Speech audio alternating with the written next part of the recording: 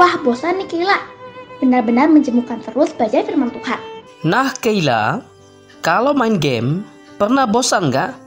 Bisa nggak kamu mengisi sebulan penuh hanya dengan bermain? Dilanjutkan, makan yang paling enak, dan seterusnya? Wah, kalau seperti itu membosankan sekali ya, Pak. Ternyata manusia itu seleranya rendah. Mudah puas dengan hal yang sederhana, seperti bermain dan makan enak. Sedangkan yang bisa memuaskan jiwa manusia sampai selamanya malah dianggap membosankan. Keila jadi menyesal nih. Teman-teman, mari kita perhatikan bagaimana Daud merespon hukuman Allah bagi dirinya. Shalom anak-anak semua, mari kita sama-sama tundukkan kepala dan kita berdoa. Bapa dalam sorga, kami bersyukur dan berterima kasih atas waktu yang Tuhan berikan untuk kembali kami boleh belajar kebenaran firman Tuhan.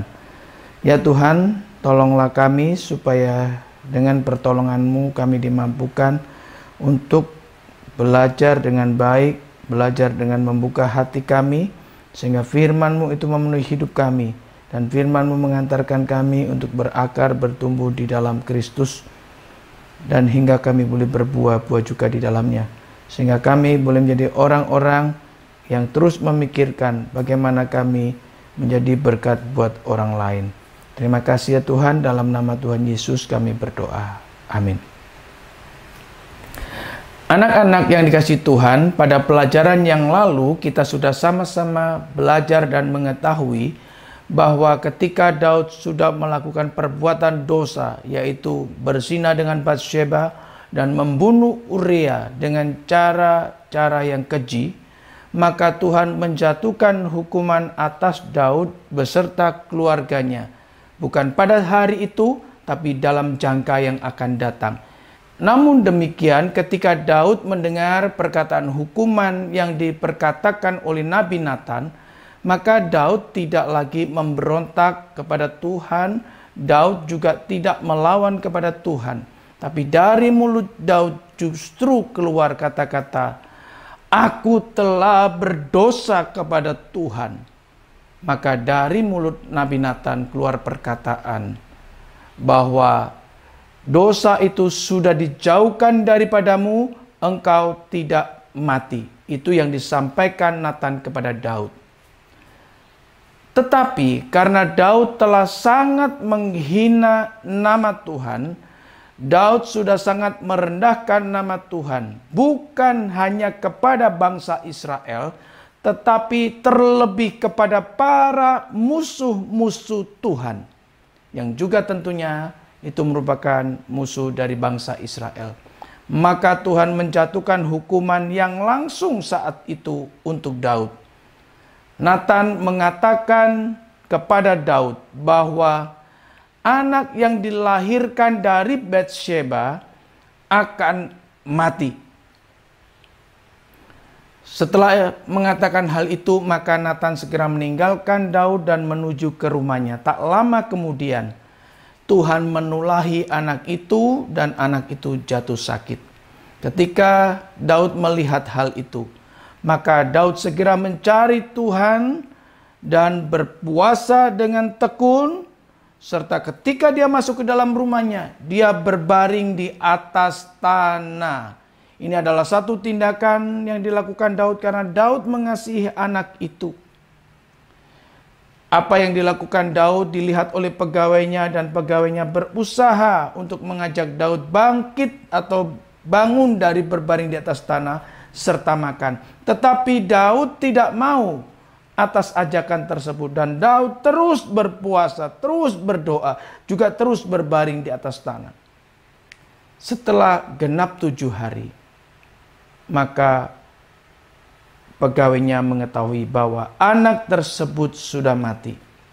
Pegawai-pegawainya tak satu pun yang berani menyampaikannya kepada Daud. Mereka hanya berbisik-bisik satu dengan yang lain.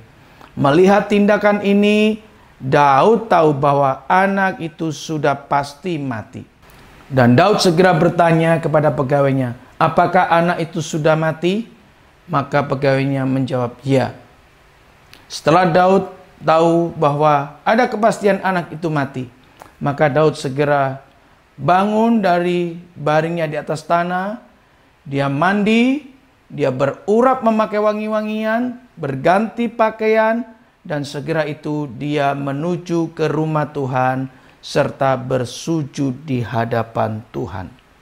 Setelah Daud keluar dari rumah Tuhan, maka Daud berkata kepada seluruh pegawainya untuk menyediakan makanan yang saat itu adalah berupa roti. Maka seluruh pegawainya menjadi bertanya-tanya dalam hatinya dan terheran-heran.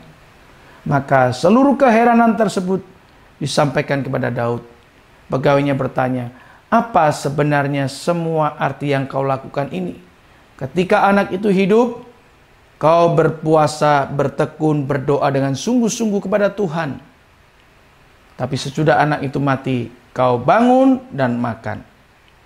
Maka Daud menjelaskan, "Ketika anak itu hidup, aku berdoa dan menangis memohon kepada Tuhan. Karena pikirku, siapa tahu Tuhan mengasihani aku dan anak itu tetap hidup. Dan jikalau anak itu sekarang sudah mati, buat apa aku bertekun lagi berpuasa? Karena tidak mungkin aku membawa anak itu kembali lagi ke sini. Justru satu kali kelak aku yang akan datang kepadanya." Anak-anak yang dikasihi Tuhan, apa yang dilakukan Daud, kita boleh melihat bahwa ketika anak itu mati, Daud bisa menerima dengan sepenuh hati. Tetapi seringkali justru yang bertanya adalah kita yang ada di dalam zaman sekarang. Kenapa anak yang kecil itu justru harus menanggung hukuman Daud dan Batsyeba sehingga anak itu mati? Anak-anak yang dikasihi Tuhan, yang perlu kau camkan di dalam pikiranmu bahwa diberitahukan oleh Tuhan atau tidak diberitahukan oleh Tuhan, manusia satu kali kelak pasti mengalami kematian. Dan jikalau Tuhan membuat anak yang kecil itu mati, pasti Tuhan bertindak di dalam kedaulatannya dan dalam bijaksananya yang luar biasa. Tindakan yang diambil Tuhan pasti tidak bersalah. Dan yang kedua, dari peristiwa ini, Daud mulai menyadari bahwa apa yang dikerjakannya itu bukan dengan cara seperti yang dilakukan oleh Daud di dalam ingin mendapatkan pengampunan dari Tuhan, tetapi semata-mata itu adalah kedaulatan dan anugerah Tuhan atas hidup Daud. Anak-anak yang dikasihi Tuhan, dari cerita ini kita sebagai orang yang hidup di dalam zaman ini, maka mungkin timbul pertanyaan, kalau begitu bagaimana aku hidup di dalam zaman ini untuk memperoleh anugerah Tuhan? Kalau Daud sudah pernah mengalami anugerah Tuhan, maka kau dan aku pun, Tuhan sudah sediakan anugerah itu yang begitu limpah atas hidup orang-orang yang ada di dalam zaman ini maupun di dalam zaman yang akan datang, yaitu melalui satu pribadi, yaitu Yesus Kristus. Amin. Mari kita sama-sama tundukkan kepala dan kita berdoa. Bapa dalam sorga, kami bersyukur dan berterima kasih kalau melalui renungan hari ini kami boleh diingatkan bahwa doa yang kami naikkan sekalipun disertai dengan puasa yang sungguh-sungguh, hal tersebut tidak akan pernah mengubah keputusan Tuhan. Dan biarlah juga kami boleh menyadari bahwa jikalau kami adalah orang-orang yang sudah dilimpahi dengan anugerah Tuhan melalui satu pribadi, yaitu Yesus Kristus. Terima kasih Tuhan untuk kebenaran firman-Mu yang hari ini sudah kami dapatkan. Dalam nama Tuhan Yesus kami berdoa. Amin.